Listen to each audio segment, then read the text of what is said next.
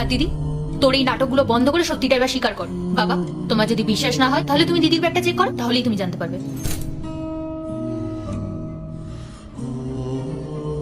বাবা, এই নাও, তুমি নিজেই দেখে নাও এর মধ্যে কি আছে।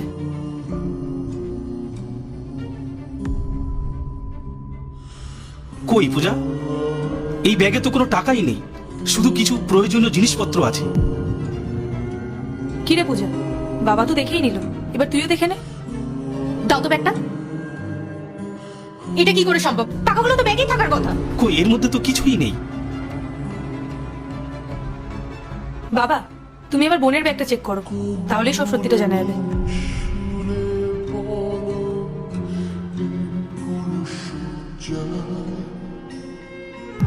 এ কি পূজা, তোর ব্যাগে এই টাকাগুলো কোথা থেকে এলো?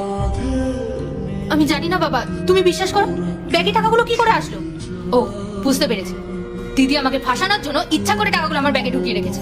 আচ্ছা, আমার যদি টাকাগুলো চুরি করারই হতো তাহলে আমি টাকাগুলো নিজের ব্যাগে না রেখে তোর ব্যাগে কেন রাখবো? উফ, চুপ কর তোরা, লজ্জা করছে না তোদের? আজ টাকার জন্য একজন আরেকজনকে চোর সাজাচ্ছিস তোরা। একজন বলছে বোন চুরি করেছে, আরেকজন বলছে দিদি ফাঁসিয়েছে। আমি কার কথা বিশ্বাস করব? আমি ভাবতেও পারিনি আমার মেয়েরা আমার সম্মান নিয়ে চিনিবিনি খেলবে। আমি কার উপর ভরসা করব? বড় সাহেব, আপনি এভাবে ভেঙে পড়বেন না। আমি জানি টাকাটা কে চুরি করেছে। গোপাল, তুই কি করে জানলি টাকাটা কে চুরি করেছে?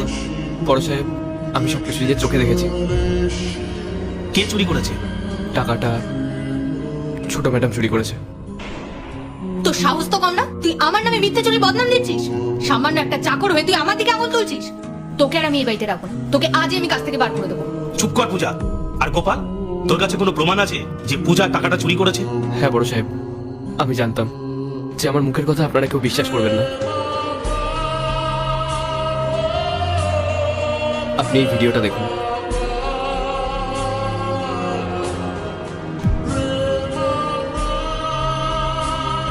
পূজা, এটা কি দেখছি আমি? তোর নিজের দিদির নামে এরকম মিথ্যে অপবাদ দিতে তোর একটু লজ্জা করলো না? তো কি করতাম আমি?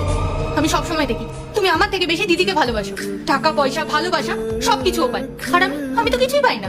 এই তো কিছুদিন আগে তুমি ওকে একটা গাড়ি গিফট করলে, আর আমি যখন তোমাকে একটা স্কুটির কথা বললাম তুমি আমাকে কি বললে? এখন নাকি তোমার কাছে টাকা নেই। আর তোমার কাছে টাকা থাকবেই বা কি করে? তুমি তো সব টাকা দিদির পেছনে খরচা করে দাও। আচ্ছা বাবা, তুমি একবারও কি আমার কথা ভেবেছো? আমারও তো কিছু সকাল লাগ বলে থাকতে পারে, আমারও তো কিছুদিন পর বিয়ে হবে। তুমি যদি এখন সব টাকা দিদির পেছনে খরচা করে দাও, তাহলে আমার জন্য আর কি বেঁচে থাকবে? পার্ট 2 দেখতে সাবস্ক্রাইব করো ভেলকু 78M।